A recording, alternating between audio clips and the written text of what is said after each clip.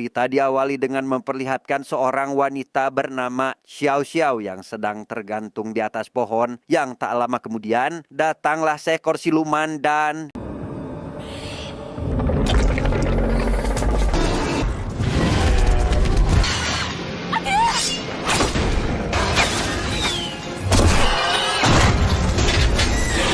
rupanya Xiao adalah umpan yang sengaja disiapkan oleh ayahnya untuk menangkap siluman yang meneror desa. Namun setelah berhasil menangkapnya, siluman itu tiba-tiba saja memberontak sehingga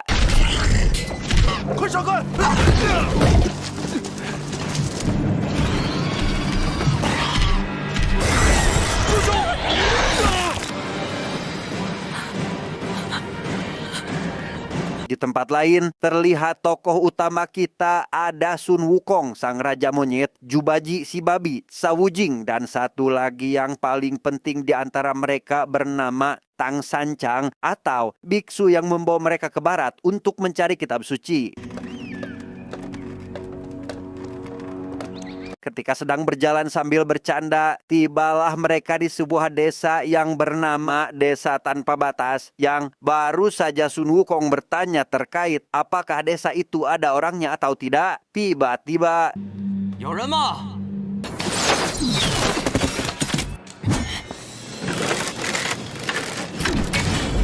rupanya desa itu adalah desa tempat di mana Xiao tinggal, dan setelah melihat 3 orang siluman, ia pun dengan lantang mengatakan jika desanya tidak menampung atau bahkan boleh dilewati, siluman pun kembali menghujani biksu Tang dengan panah, di mana Wukong tak begitu sulit menghentikannya dan langsung menghancurkan hujan anak panah itu sebelum berhasil mengenai gurunya. Ketika keadaan semakin memanas, dari arah sasak atau jembatan, ada sosok makhluk atau siluman tengah berlari ke arah desa, di mana Wukong yang takut jika siluman itu akan melukai gurunya pun segera menghentikannya dan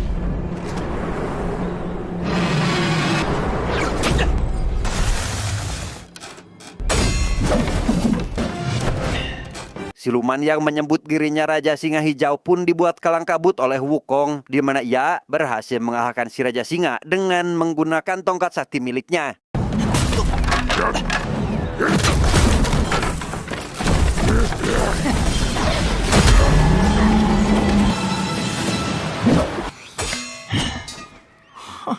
Keberhasilannya mengalahkan Raja Singa yang notabene merupakan musuh besar desa pun membuat Xiao berubah menjadi 180 derajat. Dari sikapnya yang tadi, ia langsung menjamu sang biksu dan pengawalnya dengan makanan yang sangat banyak layaknya sedang mengadakan sebuah pesta.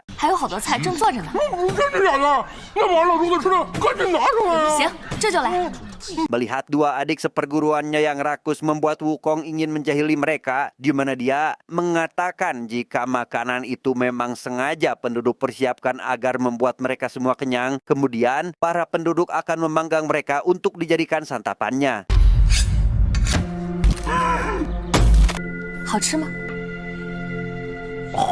Merasa jika perkataan Wukong ada benarnya membuat Baji dan Wujing memilih untuk tak melanjutkan kembali aktivitas makan mereka, sehingga biksu Tang yang tak ingin ada kesalahpahaman pun langsung mengajak Xiao bicara serius terkait tempat apa ini dan apa yang sebenarnya terjadi di sini. Ketika hendak menjelaskan, salah satu tetua desa langsung mengambil alih dengan menjelaskan terkait tempat ini yang ternyata merupakan sebuah gunung bernama Situo, memiliki luas 800 mil yang penduduknya berprofesi sebagai petani dan pemburu. Beberapa tahun lalu, hewan di tempat ini sangat ramah untuk diburu, sampai di suatu waktu, para hewan berubah menjadi monster, berkembang menjadi siluman pemakan manusia. Siluman itu mempunyai 3 raja, yaitu Singa Hijau, Gajah, dan yang terakhir burung unta, sehingga populasi masyarakat di Gunung Situo lambat laun semakin berkurang, yang membuat Xiao sebagai anak dari kepala desa pun berkewajiban untuk melindungi masyarakat, seperti apa yang dia lakukan bersama sang kakak yang melakukan perburuan siluman gajah, namun berakhir dengan sang kakak yang diculik oleh siluman tersebut.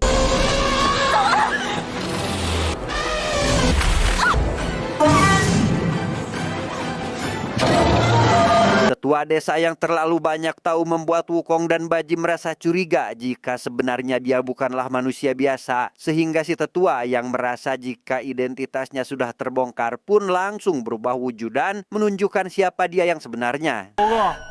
还没显身呢。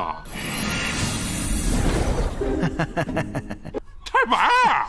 Rupanya si bapak tua merupakan orang yang Wukong kenal, utusan dari langit yang dikirim untuk memperingatkan Biksu Tang dan pengikutnya agar membantu warga desa dari serangan siluman gunung, di mana Wukong yang kesal dengan penghuni langit pun mengajak yang lainnya untuk segera pergi dari sana.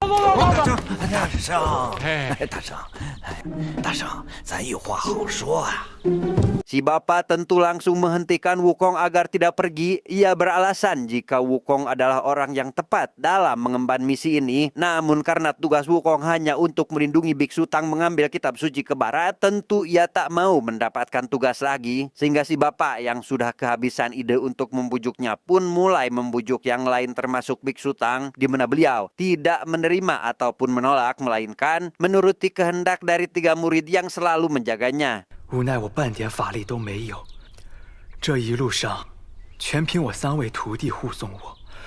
Sebelum pergi, si bapak tua itu mengatakan jika sebentar lagi akan diadakan pertemuan ribuan siluman, sehingga Xiao yang mendengar hal itu langsung bersujud di hadapan Wukong yang disusul oleh warga desa berharap Wukong dapat menolong mereka. 请求你们，救救我们吧！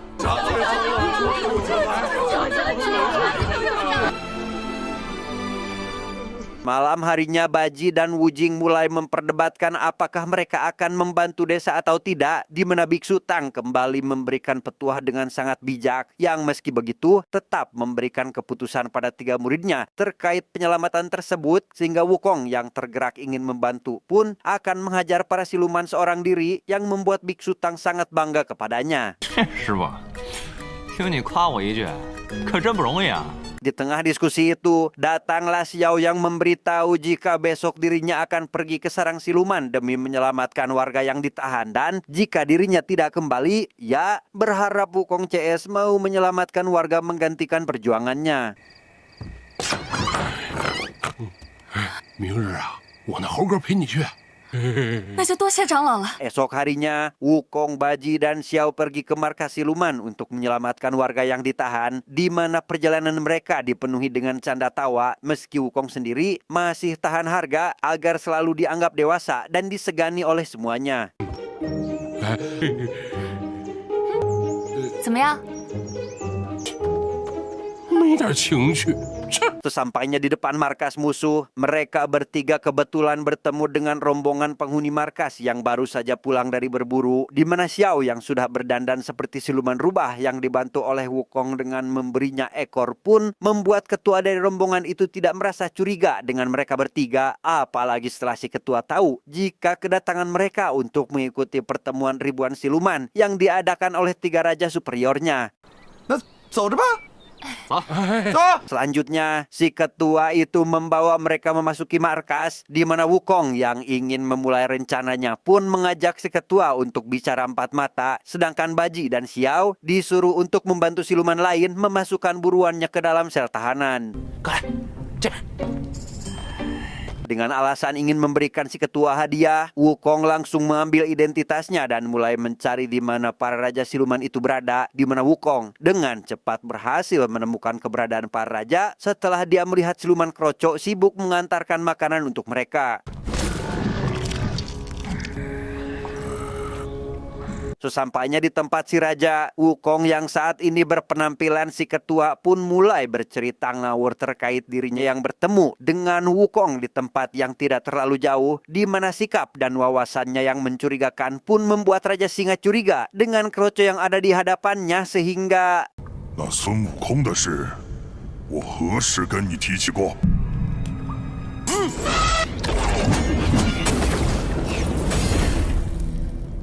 Xiao dan Baji sendiri dibawa ke tempat para tahanan yang rupanya adalah warga penduduk desa, di mana Xiao yang sudah tidak sabar ingin menyelamatkan warganya pun langsung mengambil tindakan dan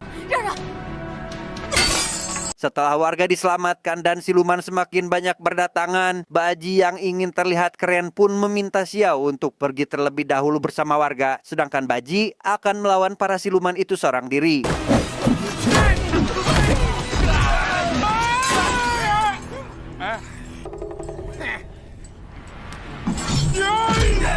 Karena tak sanggup melawan para siluman sendirian, Baji memutuskan untuk lari dari mereka. Namun bukannya pergi keluar, Baji malah tersesat memasuki arena para raja yang sedang bertarung sehingga...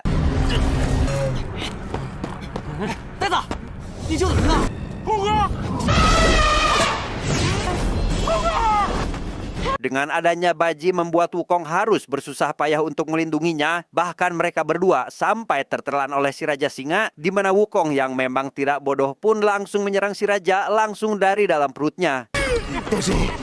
大圣饶命！我马上释放所有百姓。行，那我就信你一次。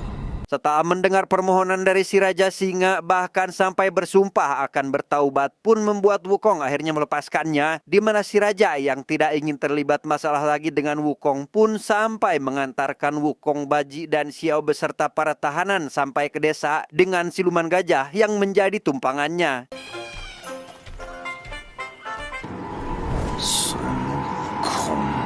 Malam harinya setelah sebagian tahanan dibebaskan, warga akhirnya berpesta merayakan kemenangan mereka yang di tengah pesta tersebut datanglah Raja Singa dan Gajah yang berniat untuk mengundang Wukong CS makan di istananya, di mana Wukong yang merasa ada sesuatu yang tidak beres pun memutuskan pergi sendiri sekaligus meminta kedua adik seperguruannya agar menjaga Biksu Tang dan para warga jikalau terjadi serangan yang tak terduga.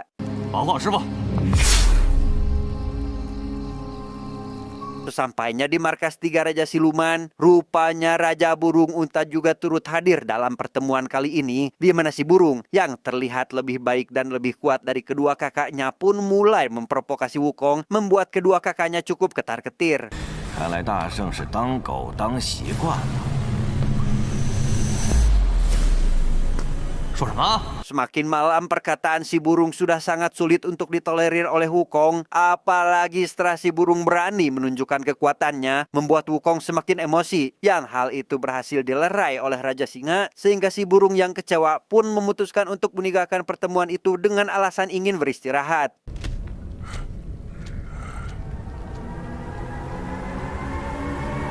Setelah kepergian si burung, Wukong kembali melanjutkan acaranya dengan 2 raja yang tersisa tanpa sadar jika si burung rupanya datang ke desa untuk menculik Biksu Tang sekaligus membantai seluruh warga desa.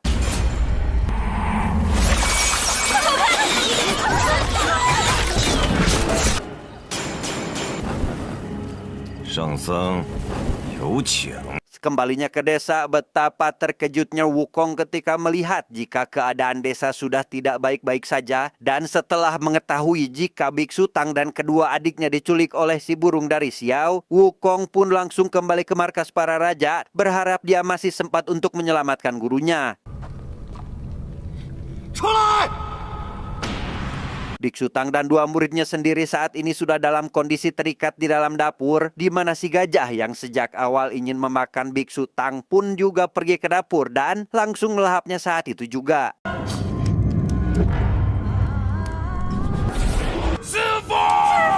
Sesampainya di markas musuh, Wukong tidak melihat siapapun di sana kecuali antek-antek siluman, dan setelah menginterogasi si ketua siluman yang dulu membawanya pun akhirnya mengetahui kemana saat ini gurunya dibawa pergi.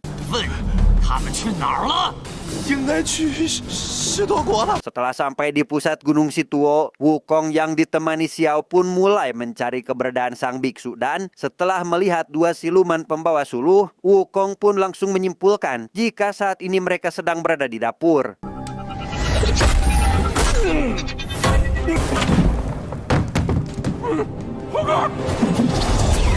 Ketika Wukong tidak melihat gurunya bersama mereka, ia langsung marah-marah dan menyalahkan mereka berdua atas kelalaiannya menjaga sang biksu, di mana Baji yang tak terima akan hal itu juga menyalahkan Wukong yang pergi meninggalkan mereka dan berpesta dengan para raja siluman. 我让你们2个看着师傅，赖我们了！我和地宝君跟妖怪喝的是结拜酒吧？你说什么你？你可别把师傅的性命搭上！ Wujing yang awalnya bersikap baik terhadap Wukong dengan tidak menyalahkannya pun terkena semprot dari Wukong yang merasa kecewa karena mereka tidak bisa menjaga biksu dengan benar, sehingga Wujing yang juga merasa kecewa memilih pergi bersama Baji dan meninggalkan Wukong sendirian. 算了，散伙了。你自己可笑不可笑？ Xiao sendiri pergi ke tempat tahanan untuk mencari kakaknya, di mana ia langsung melepaskan seluruh tahanan, mumpung para siluman tidak ada yang berjaga. 我叫你出来。 Di istana terlihat 3 raja sedang mendiskusikan tentang bagaimana mereka akan menelan biksu Tang untuk mereka bertiga, yang di tengah diskusinya itu datanglah satu kroco yang melaporkan jika para tahanan sudah lepas, sekaligus kedatangan Sun Wukong dengan penuh kemarahan. 看来得让那猴子死心了。 Si burung akhirnya memilih untuk pergi menemui para tahanan yang di sana sudah ada Wukong dan Xiao yang sedang melawan para siluman kroco, di mana si burung yang baru datang langsung mengambil Xiao dan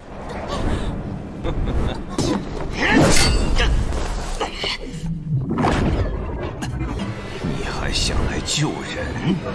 Wukong hanya bisa melihat dengan penuh amarah ketika si burung menghabisi para tahanan sekaligus Xiao tepat di depan mata kepalanya sendiri, di mana Wukong dengan amarahnya langsung membawa jasad Xiao ke Istana Langit untuk meminta pertanggungjawaban dari Sang Buddha.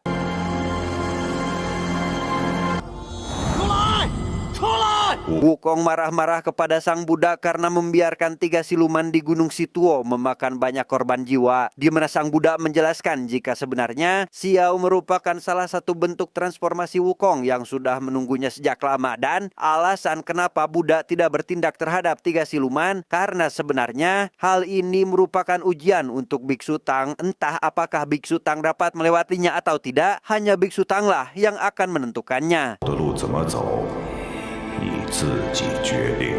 Baji dan Wujing memilih untuk pergi ke tempat berbeda berharap tidak saling bertemu lagi. Namun baru saja berpisah, wajah mereka tampak bingung dan menyesali kejadian di masa lalu terkait kegagalannya menjaga sang biksu, apalagi setelah mereka mengingat kenangan indah yang sudah terlewati. Wukong sendiri bersama kuda milik sang biksu memutuskan untuk melawan ribuan siluman seorang diri, yang betapa kagetnya saya setelah mengetahui jika kuda yang selama ini sang biksu pakai rupanya adalah jelmaan naga, sehingga Wukong tidak jadi sendirian melawan para siluman karena sekarang dia akan bertarung bersama sang naga di sampingnya.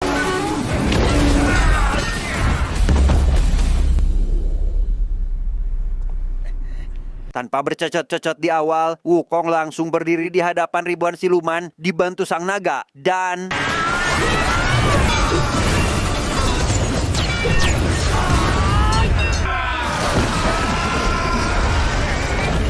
Pertarungan terhenti akibat kedatangan Raja Singa dan Gajah yang akan kembali melawan Wukong, di mana si burung memilih untuk tetap berada di singgasananya sambil bercakap dengan sang biksu yang rupanya masih hidup, karena ternyata satu syarat jika mereka ingin memakannya harus berdasarkan keridoan dari biksu itu sendiri, yang jika tidak ridho maka tidak ada satupun manfaat yang dapat diambil, sehingga memakan sang biksu akan sama saja dengan memakan manusia biasa lainnya. 圣僧愿不愿意放下普度众生的执念？ Ketika Wukong akan bertarung menghadapi Raja Singa dan Gajah, tiba-tiba saja Baji dan Wujing datang untuk membantu Wukong melawan para Raja Siluman, sehingga Wukong yang mengerti maksud kedatangan mereka pun langsung bergegas pergi ke tempat si burung untuk mengalahkannya.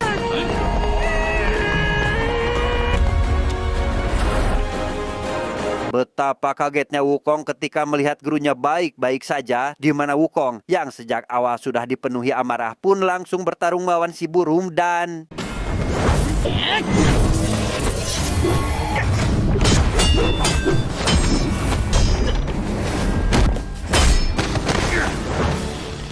Ketika Wukong berada di ambang kekalahan, sang biksu akhirnya ridho jika dia harus mati karena dimakan oleh si burung, asalkan si burung bersedia melepaskan Wukong dan tak menyakitinya lagi, di mana Wukong sendiri yang sudah dipenuhi amarah pun tiba-tiba saja berubah bentuk sehingga...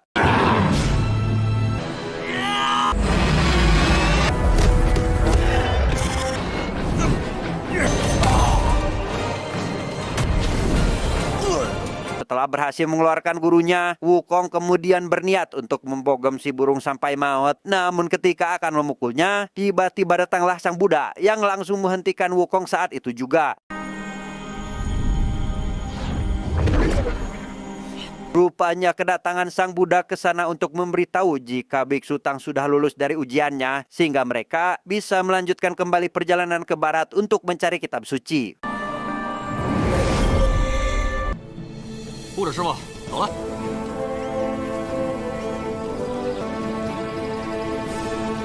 Tamat, ending yang sangat membagongkan.